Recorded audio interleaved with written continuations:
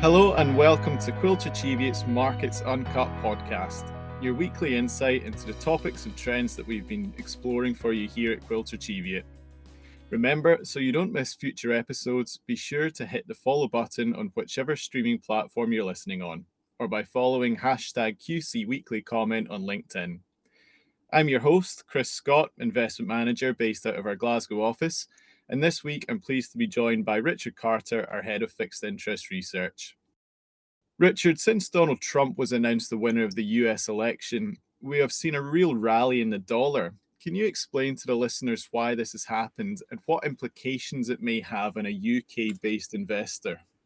Yeah, morning, Chris. I mean, I think it's pretty clear that Trump's policies are sort of very pro-growth on the one hand, so thinking of things like deregulation and tax cuts, but also potentially inflationary on the other. I mean, sort of anti-immigration potentially could sort of, anti-immigration policies potentially could push up labour costs and wages, and then you also have these threats that we're hearing about all the time about tariffs on imports. So both those things add up, to be honest, to a stronger dollar, partly because it pushes up interest rate expectations. So one of the big drivers of currency movements is interest rate differentials between different countries.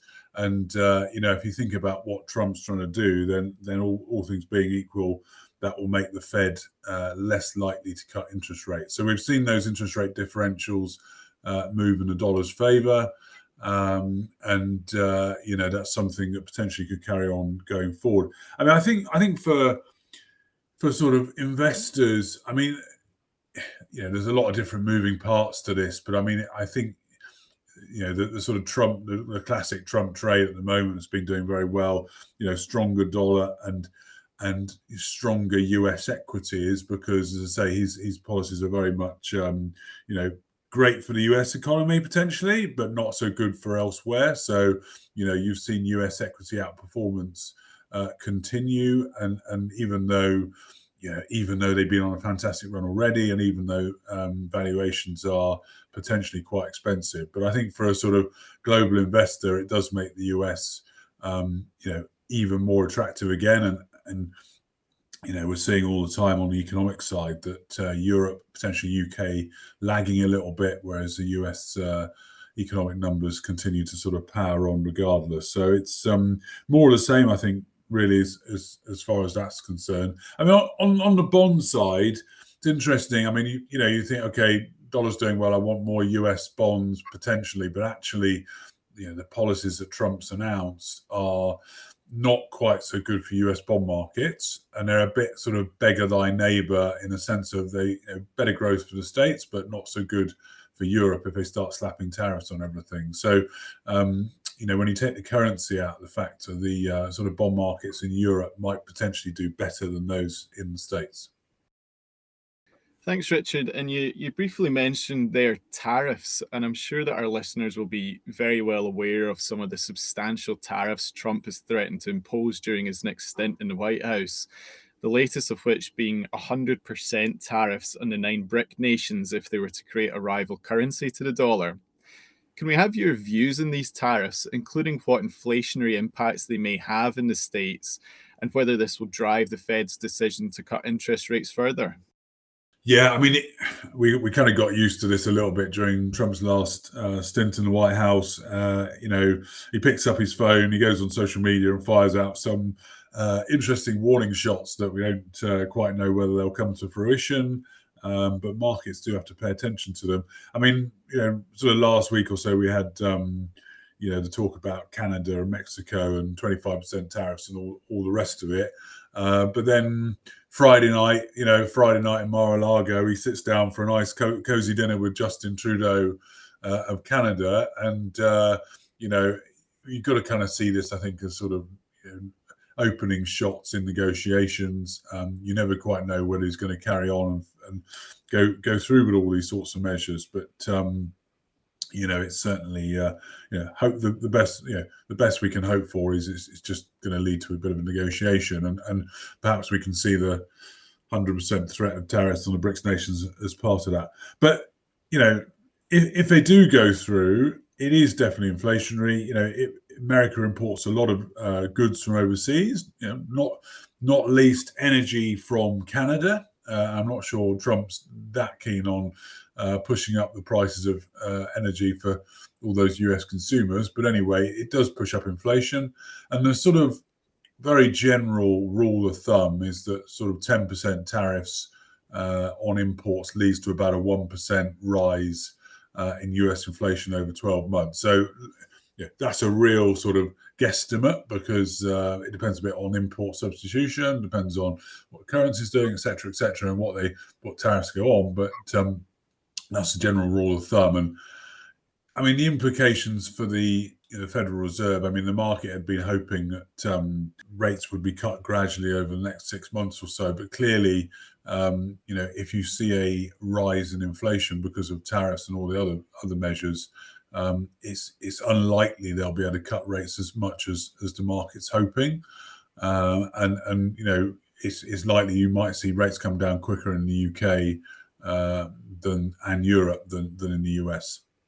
Thanks, Richard. So plenty to look forward for out in the States, but things aren't exactly plain sailing in this side of the Atlantic either, with continued political tensions in France, as we've seen threats of the plug being pulled on the coalition government. Should the government fall, there could be extreme ramifications for French finances and the stability of the Eurozone. What are your thoughts on this unrest? Yeah, this isn't great, and we'll see what happens this week with that. I mean, a sort of big picture backdrop, I guess, is that France has got troubled political public finances in the same way that the UK has, and needs to get its house in order. You've had some political instability, not only in France, but you've got elections coming up in Germany as well. That's not great for the Eurozone when it faces big challenges in terms of not just Ukraine, but also Trump in the White House. So timing not brilliant.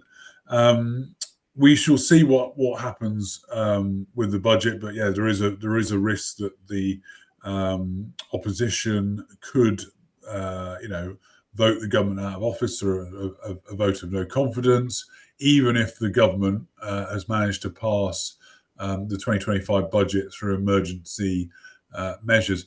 The worrying thing is, in some ways, Chris, you just don't know what the solution would be to that, because Macron, made a political error by calling elections. It got himself into an even worse situation he was in already, and they can't hold new elections until next July. So he could reappoint a different prime minister potentially, but is that going to make a difference? Does he need to, get the support of different factions in the parliament by maybe moving a bit more to the extreme right or a bit more to the extreme left? We don't know. And the concern is that I think the bigger sort of underlying concern is that he just sort of says, enough of this, I'm just going to hold an early presidential election and resign ahead of that. So that would be bad for confidence in the Eurozone, particularly bad for confidence in French assets. So so it's going to be an interesting one to see what happens this week. Yes, absolutely. Lastly, can you let the listeners know what we will be looking ahead to this week from a data point? Yeah, so obviously, French shenanigans will be important. I think on the data side, there's quite a lot coming out this week. We had the Thanksgiving holiday out of the way now in the US, and we've got things like manufacturing PMIs and also jobs report through non-farm payrolls coming out. And we should remember that the next Fed meeting is a couple of weeks or so away, and often in the past, markets had a pretty good idea what the next meeting will produce, whether they'll cut rates or leave them on hold or whatever. This time, the market's not sure. I think if you took Trump out of the picture, people would be saying, "Will probably be another rate cut coming." But the inflation numbers recently haven't been brilliant. You've got the threat of Trump inflation on the horizon potentially. And markets are a little bit, uncertain what will happen at the next meeting. So, these sort of upcoming data points, I think, will be important. Well, thank you, Richard, for those great insights, and to all of you for listening. We love to hear from our listeners, so please review the show and share it on your social medias and tag us at QuilterCheviot. To make sure you don't miss a future episode, tap the subscribe button. We'll be back next week, but in the meantime, head over to our website, www.quiltercheviot.com, where you can read the accompanying market overview, as well as subscribe to our weekly comment newsletter. You can also stay up to date with our thoughts on markets, industry insights, and upcoming events and webinars on our website and our social media pages. Finally, if you have any questions you'd like to ask one of our experts for our next podcast, simply ask them via the weekly comments page on our website. And that's it for today. So thank you, Richard, for your time, and to all of you for listening. See you next time.